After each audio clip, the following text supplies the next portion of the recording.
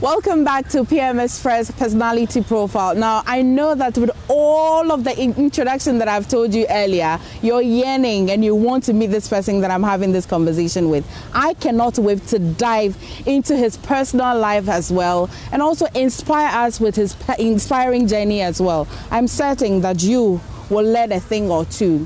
Today, I'm curious about the man who in so many years has been able to give John Mahama the highest vote, more than 93%. I haven't seen it in how many years. We'll ask him how he was able to do that and the plans that he's got for his beloved constituency, Southern. So stay with me. Thank you so much for joining us. So you are a surveyor, you're an engineer, and also a member of Parliament. I just want to understand how you are combining all of this so far. But thank you for joining us and welcome. Thank you so much and welcome to my home. How have you been enjoying the whole euphoria of an MP? Sincerely, I am lost in the celebrations. I have waited so long to get to where I've gotten to now. And I look back and I wonder whether it's true. And so it's making me think through what I've gone through, where I've gotten to, where I wish to go. And so it's a normal feeling. If it was earlier, maybe the last 4 years, maybe, but now, because I've gone through the ups and downs. When people call me MP, I ask myself, is it me? So I tend to look around. I've been used to the PC for some time because it's over a year and a half. And so for these few days, when they call me MP, I try to ask whether it's me. But that's the situation, and I think I am really living it, and it's good. The journey has been long. How many years have you been attempting to want to go to Parliament? My dear, I don't want to know. 12 years. 12 good years. Attempted to go to the House of Parliament. And then I contested on 3 different occasions and lost. And this is the 4th attempt, and by the grace of God, I've been able to make it. And so that is what makes the story more interesting, actually. Well, so for a titan like Wisdom Moyome, I'm really wondering how you thought you should really take him out. What was the motivating factor? Yeah, sure. So it's been a fact that people believed in who I am, what I'll be able to do for myself, and what they think I can bring to bear on the constituents and the constituency at large. You said I'm a geodetic engineer.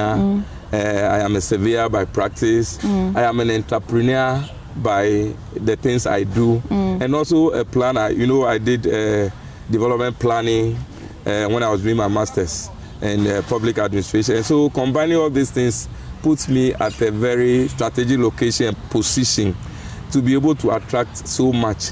And so I believe that people think I can be a good advocate for the constituency. They need somebody who is outspoken, who can sell the constituency to Ghana and internationally. And they believe that they need somebody who has engineering acumen, planning background, and all those things combined to be able to bring something to bear on the constituency and the constituents at large. And so that has been the motivation factor, my people who believed in me so much. And anytime I went and lost, you see a lot of them coming to me, try again, try again. At the point, if it was about me, I wouldn't have contested. Okay. But it was all about the people who wanted you to go and bring whatever they think you have in you. And so I kept going and going till I got what I needed. And the people are so excited. And here we are. Let's get to know you. Where were you born? Were you born in the Volta region? Yes, I was born in my village, Teflekutame. It's by the main Accra Flower Road, the first community in the Volta region. So we call it the gateway to the Volta region. And so that was where I was born, bred, started my basic education there, Putame LA Primary School. Who would have thought? We happened to be the pioneers of that school, can you imagine? So we were the first students who were brought from then the GP primary school to go start that school. And I remember we started from under a tree, an epoch tree. Oh, God. So we grew up. I went to the middle school. Form 1, I wrote, then experimental GSS. I wrote the entrance exam. I passed, but I couldn't get admitted because my parents thought I was too small to leave home, go to Sugakofe, and go to school all by myself. And so the 3rd year, I also wrote the common entrance then. You know, I'm old. All of a sudden, I'm calculating my age. That's, honorable. You wrote common entrance exams. Okay. So I wrote common entrance in 3rd year. That is middle school from 3. passed and then went to Sogakofe Senior High, then Soga School, Sogakofe Secondary School. Right. The best secondary school in Tongland. Which I can't wait for us to go, because all of those who attended Sogakofe Secondary School cannot stop mentioning your name. And I want to hear from the horse's own mouth what exactly you've been doing for them. But we'll get there. Let's get back to when you started school as a child. What kind of home did you come from? Do you have siblings? Was it quite easy or quite... for an engineer, I suppose maybe you were born with which one of the spoons? Is it a silver, golden, or a wooden spoon in your mouth? Clay. I started from a humble home. My parents were both farmers, petty farmers, and my father used to be a public driver when I was a little boy. But growing up, he became a farmer together with my mom. It's actually, my father has a lot of wives, and so we grew up in a polygamous home. Okay. And so my mother actually was the only one who was left at the end of the day. All the rest left. And so we born the brunt of a father in a polygamous home. But we took it in good strides, going through basic school, challenging. You go to school, you have to cook early in the morning, you cook. Eat before you go to school. So do you know how to cook? Very well. What's your favorite food to cook? Don't tell me akple. What else? What else? Apart from akple, it's easy to go, huh? And taddy. What else? So we went through all that. Went through school, like I said, basic school, middle school, wrote the common entrance, and went to Soga School. Went to Bishopman for my 6th form. Right. Finished and went to KNUST, and then from there did my masters again. Ideal instead of distant learning, and then that's why I got my masters and some other short courses at GIMPA, and then went to my professional courses, became a licensed surveyor.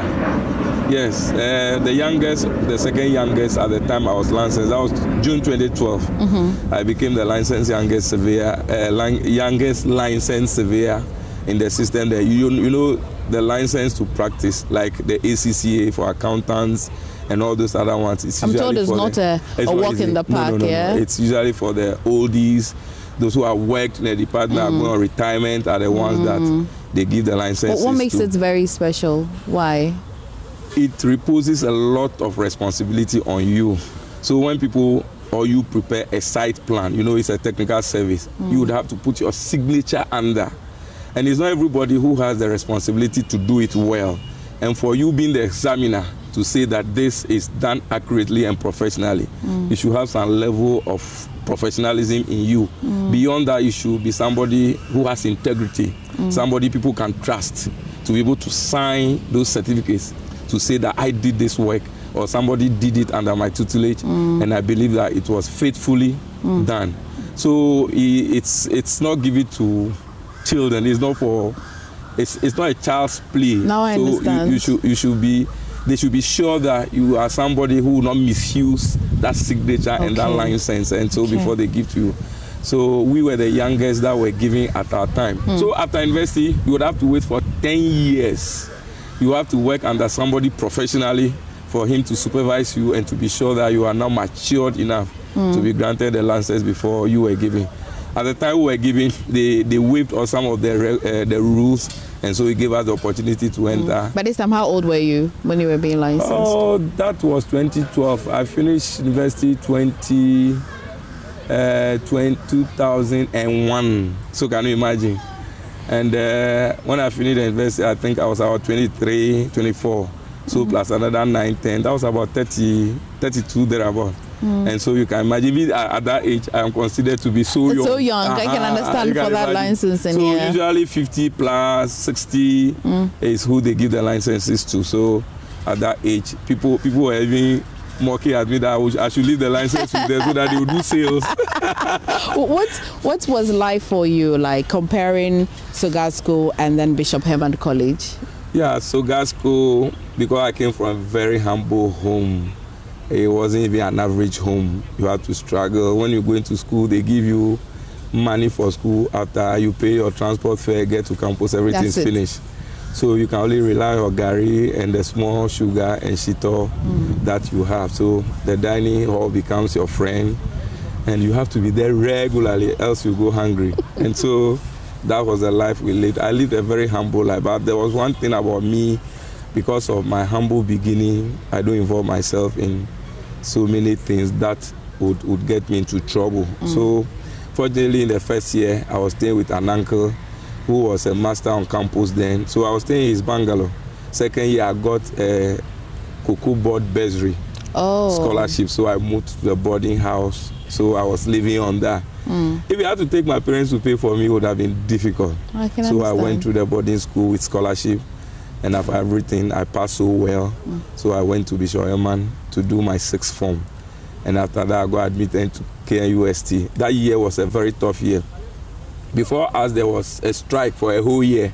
So the university was disrupted. That was 1995. So when we got... I couldn't do the math even if I was 1995. 1995. So when we were going, our year, that was a 95-year group, the 96-year group, and the SS batch were all combined. We all climbed up, okay. Yes, for admission. So you can imagine how tough the admission was then. So that was 96, 97 when we got admitted to KNUST. It was a tough one. And you know, because of my background, after I finished everything, I was doing teaching, private teaching. So I was teaching people who were already working but needed to get their maths, O-level and A-level written. So I was teaching them, taking some little money from them. I was doing my private classes. I was taking money from people. So I have a lot of students. So I was getting a little money. And because of the stress I went through in school, I thought that why don't you concentrate on this and make some money? So it's interesting that when I got to the university campus, the day when they were making the admission, I looked through the list, I didn't find my name. I left back home and somebody called to say that my name is on the list. How? You can't say how. So basically you already anticipated your name will not be on the list? Yeah, sure. So, or you were so unsure you didn't see your name? No, I was anticipating the trouble I'll go through in the 4 years of doing my university education. So I wasn't conditioned to look for my name. I just went through and left back home. And somebody called to say that my name was on the list. How was the feeling for you? It was a mixed feeling. So when I went to school, before matriculation, it was a day before matriculation that I got my admission letter. So I was actually placed on a waiting list. So, but I started going to lectures, can you imagine? I started going to lectures. I was going to class with my people. And everything was fine. Everything was fine for me. Let me take you back to your father. So you come from a polygamous home. Often they say that if you want to know the end of a woman, you should look at their mother. I like to borrow that term as if you want to know the beginning and the end of a man or so, you may as well start from the father. I'm sure you know where my question is getting to. And so, have you in any way considered, is there anything positive in a polygamous home at all? Did it affect you in any way? Does it have any positive meaning in any way at all? Will you attempt it? I wouldn't. If you're not in it at all? I wouldn't say it had any negative repercussion on me. It rather will strengthen you. It makes you strong. Because it will be survival of the fittest. If your mom is not around and another person is there, you need to be in the good books of everybody, to be giving food or to be maintained at home. So we are Africans and it's part of us. I really don't believe in this Western life of one man, one wife. If a man can take more than a wife, why not? Will you? Will you or have you? Why not? Now I'm trying to figure out the answer for the two. Is it a will you or have you? Will you or have you? This one is a politician. So I think that it depends on the individual involved. If you think you can, why not? If you think you cannot, just stay off. Because seriously, it can be troublesome. But if you think you have the heart to maintain, why not? If you think you cannot, you want to live your solitary life, why not? All of them have advantages and disadvantages. And so, depending on who you are as a person, you decide what you would wish to do when you find yourself in that situation. I can understand. At what point in your life did you think you'd be a politician? I have not. If you ask my mom about who I am today, she'll be surprised to see me do what I do. Is she alive? She's alive. She's alive. Oh, so when you won? The last time when we went for the Thanksgiving service on Sunday, she was weeping. Oh. Yeah, she was full of tears. Is your father alive? My father is alive. My father is alive. All my siblings are alive except one that we buried last year, December. I'm sorry to hear. So, because I was a quiet person, I was an introvert, I was very, very quiet. So when I got to secondary school, then things began to change. I found myself doing some few things here and there, especially preaching in church. I became the youngest catechist for the Global Evangelical Church. And you were preaching? Yes, and I was preaching, and I was nearly was it quest or into being ordained as a pastor or what? Yes, when I was in the university, I was a vice president of the student union.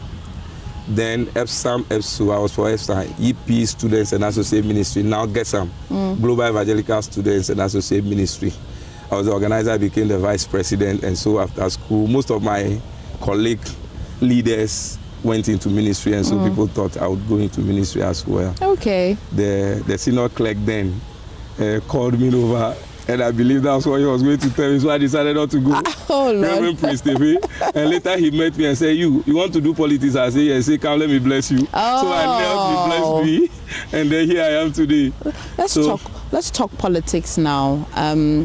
Not many will attempt politics the number of times that you did, both financially and then the heart, the madness to want to chest failure for the first, second, and the third time. The first time when you attempted it, what were you doing before you attempted the primaries? After I left school, I started private practice. I didn't go into any organized form of employment. So I've never written an application in my whole life. So when I became a member of Parliament from January is when I received my first official salary. Oh. Yeah, and so I started with a colleague who was my roommate, whose father was already a licensed surveyor. Okay. So after school, when we were even teaching assistant, I was a teaching assistant on KNUST campus. Oh, you rose through the ranks to become a teaching assistant? Yes, you finished school, became a teaching assistant? Yes, I was a teaching assistant. I was even being coerced to become a lecturer, and I decided not. Many people try to coerce you. We'll get to know who coerced you into doing politics. I'm sure we'll get to that point at some point. Yeah, sure. But the immediate point where you decided that I want to contest for that seat, at the time, what work were you doing? Yeah, so in private practice, after a few years, I decided to work on my own. Okay. So I think after 2 years with my colleague's father, I decided to venture into the business by myself. It was all because somebody saw something in me. One Stephen Tameklo, I was then with my people working with him. He said, everything, Max, you were the one who was doing everything for me. Why don't you consider going on your own? So then I took up the responsibility. I said, let me do it by myself. So even though I didn't have the equipment, survey equipment, they are very, very expensive to procure. So I decided to hire from people to do my works. Gradually, I got to a point, I got a contract in Monrovia when I went to do, with this JICA project, Monrovia Restoration, Urban Restoration Project. What's it about? After the war, there was a lot of spoils, and they had to reconstruct Liberia and Monrovia for that matter. So they were looking for consultants to do survey and to do the engineering, the planning, and the reconstruction. So I happened to win the contract, and I went to Monrovia, Liberia, to help to produce a base map based on which they base to reconstruct the Monrovia we see today. That was in 2008 when Nana became president. Yes, I think so. Nana Akufo-Addo. Is it Nana Akufo-Addo or Akufo? Kufuor. Yes, okay, yes, Kufuor, yeah. 2008. So I remember I was in Liberia when the second round, a second round of the election was held. So I was there and did that for some months before I came back. Then from there I went fully into private practice. So it was out of private practice because I was a student leader back on campus, both in the church and in the Town Students Union. I became the president of Town Students Union back on campus, KNUST. We had the local chapter and then the national chapter as well. Right. So I became the president, so we were doing a lot of things. So people saw me. Then Honorable Kenjasa was the member of Parliament. So I went to them. And then Austin Game. Yeah, nice. Those times we were visiting them, soliciting them to help us do programs, to attend our programs and things like that. So I saw them and they knew what was I mean. The fire with which I was driving, most of them believed that becoming a politician would work well for me. And one, my queen mother, may she rest in peace, Mama Adokua Asible. Oh. So I became her personal secretary. So everywhere she goes, all programs she was running, I was organizing and doing all the things for her. So she saw in me. So she wanted to make me a DCE then. So that was how I started. So from then, she started pushing me on. I said she should relax. I want to make life meaningful for myself. Because I always believe that for somebody to make life meaningful for the society, he should be seen to make life meaningful for himself first of all. So it isn't just like you left school and you have to go into politics.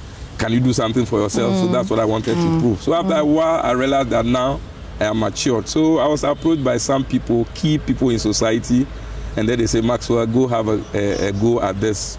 And that's why I started. Well, sometimes you hear that if a person attempted a particular seat, that is a stronghold of a political party. Because the most important part is winning the primaries, the incumbent at the time will come on a negotiation form with you. At your first attempt, or any of the attempts, did you get any form of negotiations? No. It was a head-on. Yes. When I came in, I was well prepared. People knew me then. I was working. I had good money for myself. At least so. People know that money will not be my problem. It should not be a coercing factor. So nobody offered me anything because they knew if they offered, I won't accept. They know the kind of person. I'm not the type of person who go behind the darkness to do. No, I don't do shady deals. Straight on. So they know even if they come, I won't. Even though some people behind the scenes say, oh, you are gainfully employed, you are doing this, you are professionally doing good, you have so much to yourself, you have a hotel, you have companies, you have this. Why don't you allow him to do this? I told them it's not about me becoming a figure. Because whatever I wanted to call myself, I was a CEO of my companies and all that. So it was all about the people who needs better representation, who think that I am the one who they can rely on to bring the development and then the advocacy for the constituency that they needed. And so I went in and there was nothing. We went, people saw me, they said, whoa, this young man is a brave man. He can take this man on and fight him head on with all the things surrounding him, the senior brother and all those things. No. That day, the senior brother saw the stuff that was on me. And from that day, anytime he calls me, he has a lot of admiration and respect for me privately. Yeah. I know about that. So I got some 30% of the vote, even though I thought I should have done better. I wasn't actually expecting to win on the first round. Okay. Because I came in very late. I think about 3 months to the election was when I came in. So I wanted to use that first attempt to try and see how it works out. So about 30%, even though based on what I did and the assurances that I had, I thought I was going to perform better. But I took it in good style. Then the second one? The second one, yes, again, that was when we did the universal suffrage thing, that they allowed all constituents who are registered members of the party to vote. It was a tough one. So you went through all the constituencies, and you see, because the MPs were already with the people, most of the developmental works they did, they can attribute it to themselves. Even though it was government doing most of them, they claim credit for it. So it was a tough one. You go to communities and they want you to come and construct their road to give them water before they vote for you. So it was a tough one. So I also didn't think that based on the situation we were in then, I would be able to win. It was the third one that I thought I had done everything by the books. And then every research pointed to the fact that I was going to win. But unfortunately, complacency set in to my team. And the day before the election, the night before the election, the day of the election, they lost focus. And we couldn't cross our T's and dot our I's. And it was a big one. And people Were you cried disappointed? There. Yes, I was disappointed, not for myself, but for the people. Because when you see the people cry, my close confidants, because they had worked so well, they thought that we were going to win, and when we lost, it was a big blow. So my pain was actually for the people. You can't imagine, the last one when I lost, that was the third one. That night I slept like a baby, because I said, "Oh, it's finished." Yeah. Like Emefa would say. Yeah. So I had my rest. I slept so well, but when I woke up and the people came around, and I was addressing them, I broke down. Oh. Yeah, I broke down. What triggered it? It was because of the demeanor of the people I was addressing. I saw that they were so disappointed. So the question was it my fault that I have broken all these hearts? So I felt so bad for myself.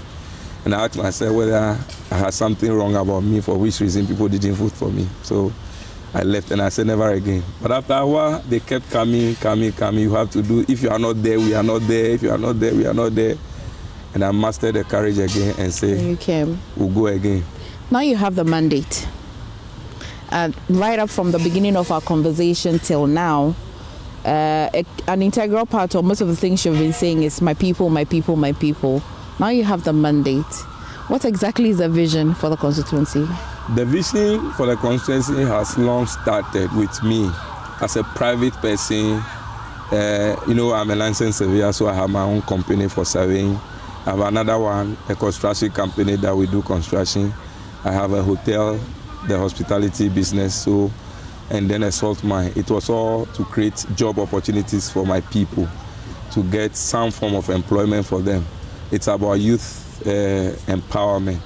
It's about entrepreneurship. It's about helping people grow. It's about helping them with their education to get to the highest level they wish to get to. It's about using myself as an example for most of the youth to follow suit. I have never been gainfully employed anywhere. Everything I have done for myself has been starting from the scratch and getting to where I've gotten to. So I think that I want to use myself as an example for many more youth to look up to and to do things for themselves. It's good to get employed by somebody or by the state, but it is better to be employed by yourself, because then you have the opportunity to employ some more of the people. I have done a lot more individually for people by paying school fees. Some come, I don't even know them, and then I do what I've had to do for them. I don't do it because I look at faces, whether they are close to me or not close to me. I do it because the people need it and I have the ability to offer it. Some not from that constituency. There's one boy in my office now who is working in my absence. He comes from the Central Town constituency. He went to Sogasco. He got admission at Legon to do actuarial science. He didn't have the school fees. He came to me one Friday, being the closing date. I just took my check, wrote the amount of money he's supposed to pay for him, went to cash it, went to school, came back to do his service, and he's now working with me. So there was another one, SDA girl. I was invited to SDA church. I went as a guest before my primaries. And then before I spoke, they said somebody has a testimony to give. Then she came and said that she came to me. I didn't know her. I helped her pay her school fees to go to training college. She's finished, and here she is to give a testimony. I had no idea about who she was. And there was another one who dropped me up yesterday from the airport. I went to Haruna Idrisu's mother's funeral in Tamale. Right. I came back, and the airport Uber picked me to my hotel. And he was one of the guys whose school fees I paid to go to the training college. Oh. He owns an Uber now. He does it on high basis, and now he's finished paying his personal property now. He's a teacher, gainfully employed. And so many other people, I helped them get employment in GES. During my election, they came, contributed some money, put it in an envelope, and brought to me. That's impressive. So those are the things that motivate me to do more for people. And I think that when people come to appreciate me for the little effort I have put in their life to make them who they are today, it makes me more happier than how much money I have in my account or in my pocket. So it's all about my people and how to make them become responsible citizens in the future. I always push this idea into them that I am helping them not because I need something back from them, but the society demands something else from them. I couldn't agree with you. Yeah, so they should also remember what I'm doing for them today, and tomorrow they remember to do it to someone else. We'll go for a quick break, and if you just joined us, you have missed a bit, but there's so much to talk about, and you're watching Personality Profile, and today my guest is surveyor engineer Maxwell Lukutor, the man who took out a titan in South Tone constituency and gave the Mahama president, who has just been elected, 93%. 93.33. Well, you hear him. The 33 actually matters a lot to him. That's a large number. Yes. If you recall, it's being the North Town constituency or the North Town parliamentary candidate, Okujeto Ablakwa, who's been leading that chart for a while. And suddenly he's also lost that mantle and it's been given to engineer Maxwell. The fact is that he got the highest in terms of the MP percentage. MP, yes, but for the president. For the president, he got less than 93.32. He got 93.12 there. And so you are the current champion. Yeah, we are the champions. We'll go for a quick break. When we come back, he has the mandate. The mandate he's been asking for. The people of the South Town constituency have given him that mandate. Let's look at the real policies of the NDC, where he thinks he fits in and where he thinks he can really bring and drill it down home for you watching us today. Do stay with us. We'll be back shortly. Welcome back to Personality Profile, and today we're talking to surveyor engineer Maxwell Lukutor, and he's been inspiring us with his journey so far, how he started in life and how he's finally become a member of parliament representing the Southern constituency. And so if you just joined us, you missed a chunk, but you haven't missed a lot. We'll pick up on the conversation. When we went on a break, I was asking that the mandate that you have been chasing for the past years has finally been given to you. And the NDC has, over the years, finally received an overwhelming support from the Ghanaian people. We like to say that Ghana has turned green, or we have gone green. And so it looks like there's no excuse for the NDC. While there's no excuse for the NDC, the people of Southern constituency as well have given you that mandate. And so there's no excuse for Engineer Maxwell Lukutor as well. So in all of the policies, in all of the promises, in all of the things that you have said to your people, what really was your flagship message that you gave them, that you think that it gave you the opportunity to become member of parliament? Exactly what are you bringing on the table? Yeah, so I come with my background, a planner, a surveyor, an engineer, an entrepreneur, and everything you can think about. I come as an advocate for my constituents. As much as I have the ability, I will speak on national issues and to speak on issues that concern us as a constituency. The issues of water at Butame and its environs, Agbakofe to Doklame area, the issue of the roads on the Agave-Apedume line. That road was started in 2016 when we lost election. It's left undone. It's halted. The issue of the Lolito to Hawi at the Dopo area, the road has not been done. The New Tekpo enclave has been done. And then the Gonu road from Beko to Soklaji, it's terrible. The Blamazado one has been done by the Keta constituency. It's left with that of the Gonu area to work on. The Dokplame road to Dabala Johnson is also another place. Then the problem at Dodekofe, or we call it the Angoto enclave, from Agbajakofe to Dodekofe Dikato. You know, we share boundary with Adan East, at that area, and for that matter, Volta region and the Greater Accra region. So there's a peculiar problem of boundary dispute between the Adan East or Greater Accra and Volta region at that area.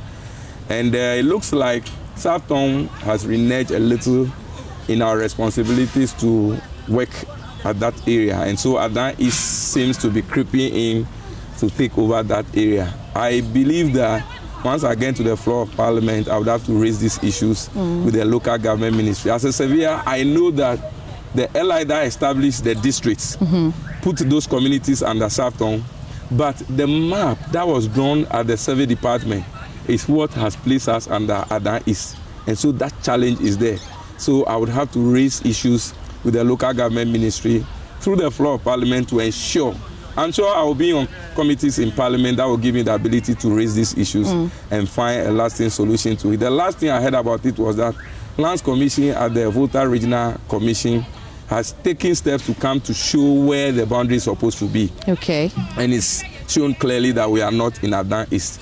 And so we'd have to push further the frontiers and to ensure that. So on paper, that boundary line, it's not in Adan East. It's supposed to be in Southern. According to the LI, that established the district assemblies. Okay. Those areas are within Southern, and for that matter, Volta region. Okay. But according to the geographical map that was drawn, that was what placed us under Adan East. And so that is what we need to fight. And I don't think that this will be too much of an issue. I know that inter-regional boundary issues with Greater Accra, Eastern Central, and then Volta Greater Accra. Yes, so that's what I intend to fight and ensure that we bring that issue to a quick resolution. Right. So for me, I have a general perspective about the constituency.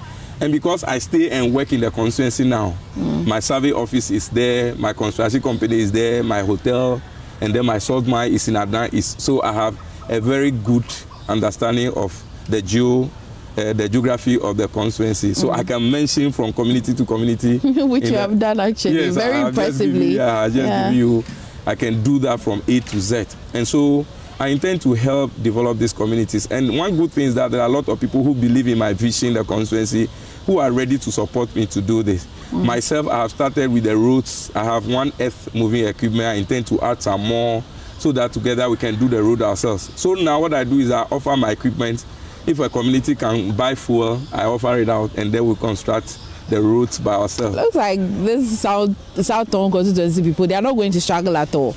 It's looking quite rosy for you people already. Yeah, we pray for the best, and for me it is about partnership. So as I speak, I have a foundation there, Maxwell Lukutor Foundation, the ML Foundation. I launched it in March, and I intend to use that. It's for community development, so that will do the roads, water, health issues. So I do a lot of eye screening.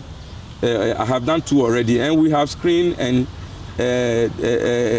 we've done surgery for almost over 500 people. Impressive. So we screened over 4,000 people already, and then giving them free surgery, medication, and then spectacles. And so we'll sustain that. We'll provide water for communities. So I have women and children. So we do sanitary pad. We donate sanitary pad, and interestingly, during my campaign, we had about 5 health walks, and every health walk we go, we give sanitary pads for free to all women who participate. You might as well add your voice to scrapping the taxes on sanitary pads completely then. So my dear, if you see the joy in the faces of women and young girls who came for this sanitary pads, it's not comparable to any other thing. So I wish to sustain that. It also has to do with youth and sports. Youth development is at the core of my mandate as an MP.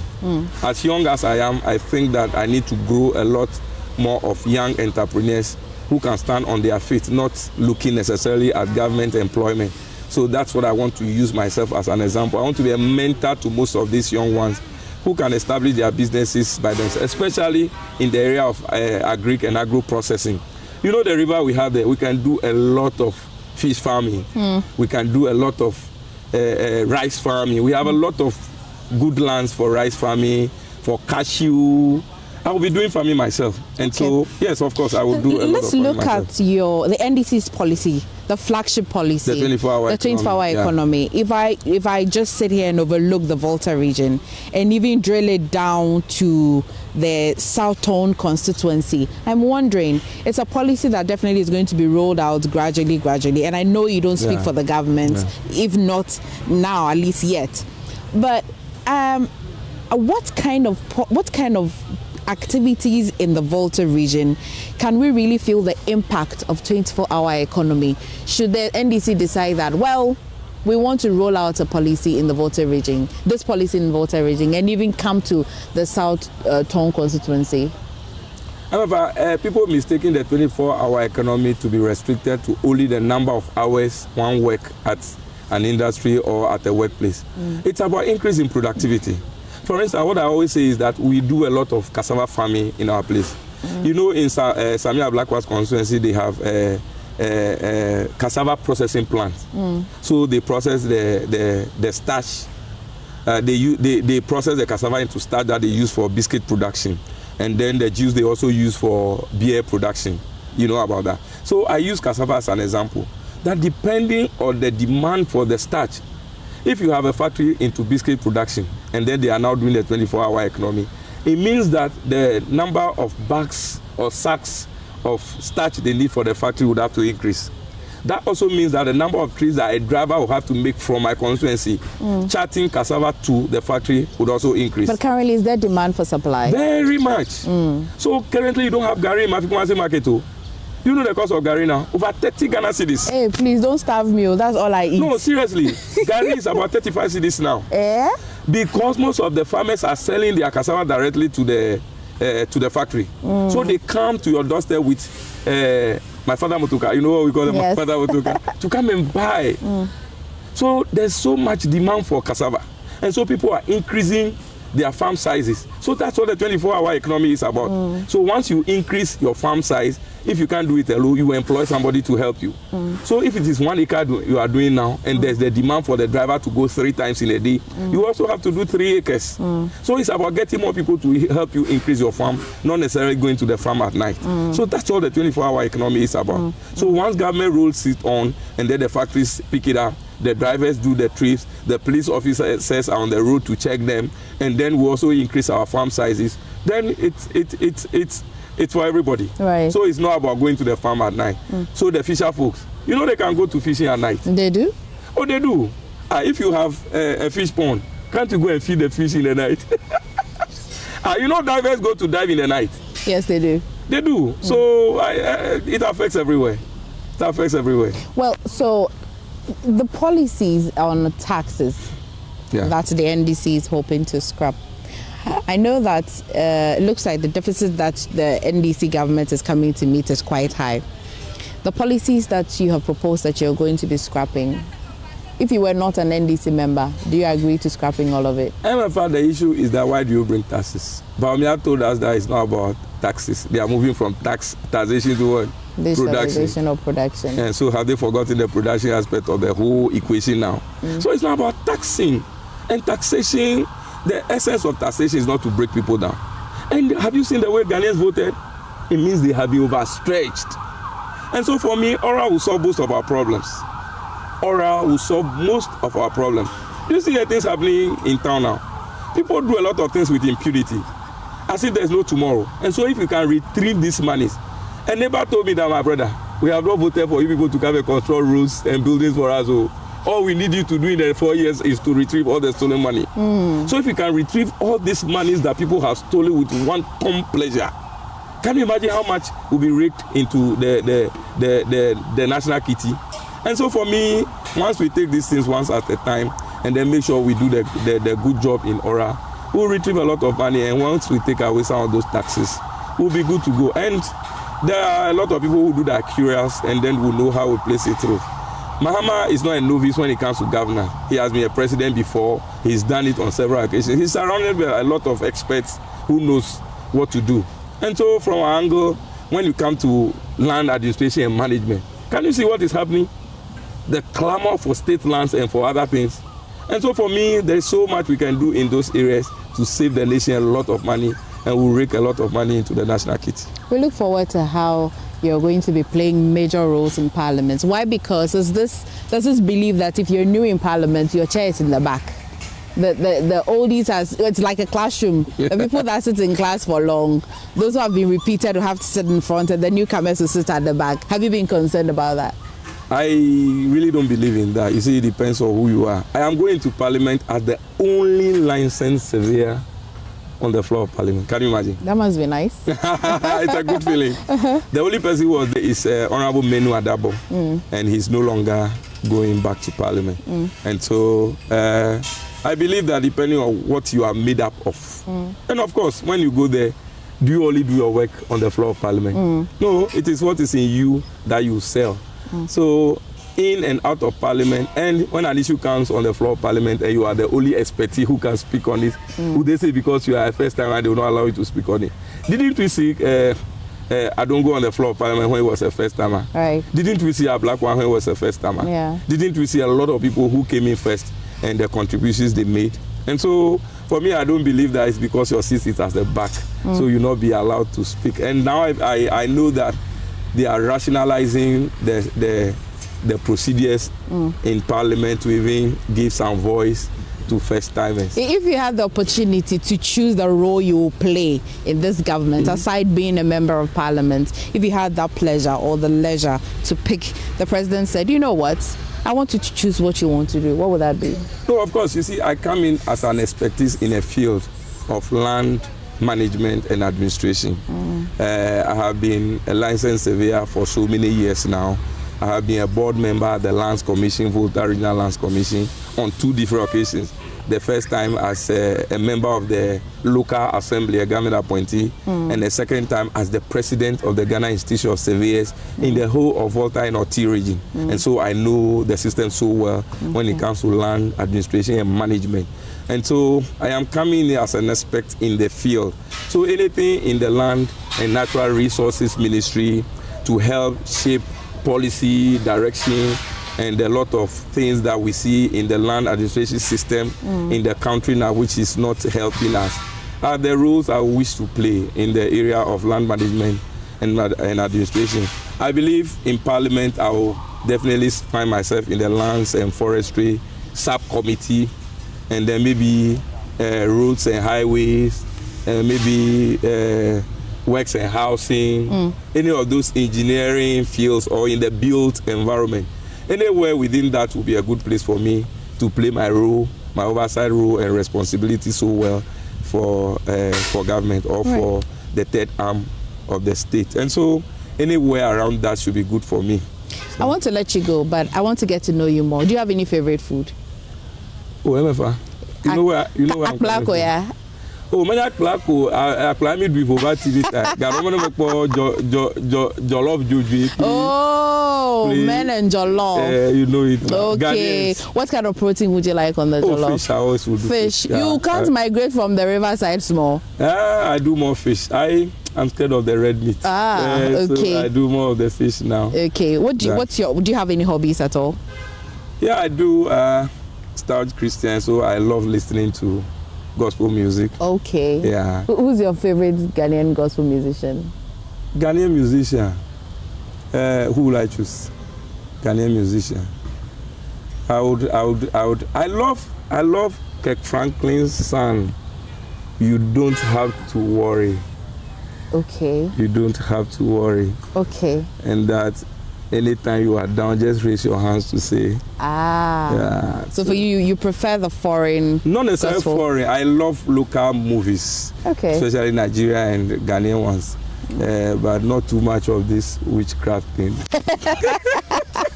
Karishika. You don't want that one at all. Okay. No, I love the guy because they tell our story and you can relate. I think the foreign ones are too. In the morning, what would you like to take? Tea or coffee? Which one is tea? Which one is coffee? Man, all we know is tea. So when you just get your cup of tea, I love Lipton. You love Lipton. See, you're just giving the brand a shout out now. Okay. Oh, sorry. Oh, so it's fine. So we know that at least you love tea. But you don't play any sports at all? No, I'm a volleyball striker. Oh, even a day or two before my election, I was playing volleyball and I twisted my ankle a little bit. So I was limpy. Even when the voting was happening. Yes. Maybe you want some sympathizers vote with the limb, so. Oh no, I play professional football. Even in the university, I was playing inter-university games. Okay. Oh no, I played to the highest level. So at this age, I still play with my team people in Sugagope. It is called Holy Hands. Okay. Yeah, so I still play volleyball with them. And I intend to continue to play, even as a member of parliament. Okay. I intend to play volleyball with them. As for the football, I fear. Oh, so just the volleyball. Okay. So apart from gospel, do you at least like high life or anything else? I do. I like. You do high life. In Ghana, we have reggae dancehall artists. So we have Stone Boy, we have Shatawale. Do you know the two of them? Do you know any of them? I know the two of them. At least, which one is your favorite? I don't like the loud one. I like the gentle one. Which will be? But between the two, which one is the loudest? We leave that. I am a Stone Boy fan. Are you a big native man? Oh, and it's not because you're an Igbe man. Oh, the other one also fine has some Igbe root, but he's too loud for my liking. They won't come for honorable for me. Oh. No. I love Stone Boy. He's cool. He's calm. He's philosophical. And then he Do you like any of his songs? Do you remember any of his songs at all? Unfortunately, I am. It's not coming up to. Yeah. Okay. Unfortunately, I'm not the type who. I do more of the gospel and the local ones. Yeah, it's a real pleasure talking to you today, and we'll be following your works both in Parliament and also in the constituency as well, and would be following it keenly. And so thank you for talking to us today and allowing us and inspiring us with your journey. Thank you so much, and God bless you for coming. I pray that God himself will grant us grace. I believe that there's so much we can do, especially in my area, my field of study, survey, land management administration. There's so much going on there that I think that we'll be able to help correct. The one-ton pleasure with people sell state lands, and then the rot in the management, state customary land boundaries. We have a group of people who are ready to help. The Licensed Surveyors Association of Ghana are ready to partner with government to be able to do a lot of boundaries. We have a lot of confusion, a lot of issues in the courts when it comes to land litigation. The courts are not helping so much because there's some duplication of how things go. And so I think that we should have a proper sit down look at this sector very well. It can bring us so much. Land, it's everything. Everything that has to happen will have to happen on the land. You can't go and build in the air. You have to start from the ground and go up. So I think land is one thing we can use very well. The Galamsey has destroyed a lot of our water bodies. And there's so much we can sit around a round table, think of, and restructure our land management system. That's my heartbeat. And I think that once I have the opportunity, we should be able to do something to bring back our lands. There are some that we have taken from the people compulsorily without paying them. We need to return some of those ones to them. Some we have partly paid. We need to finish up. Those we are compulsorily acquired and paid for, we should use it for the right thing. That's why when people see that we are not using it for the right purpose for which we have applied for, they want to enter. True. And if you see government and state people who are politically exposed grabbing this land and doing all sorts of things with it, your heart aches. And the people feel that they can just go back. So you see people every day fighting the Lands Commission, fighting the judiciary because of the way they are not able to put things together to run. It's so much of a problem. That's why we see this land guarding system in our problem. NDC, the manifesto has spelled out those things that we'll do critically about this land guard system. We want to structure it to give license to people who can monitor state lands, government lands, and make sure that they are protected for the state. Thank you for talking to us. Thank you so much, my dear. This has been Personality Profile. Thank you for watching. We'll see you another time.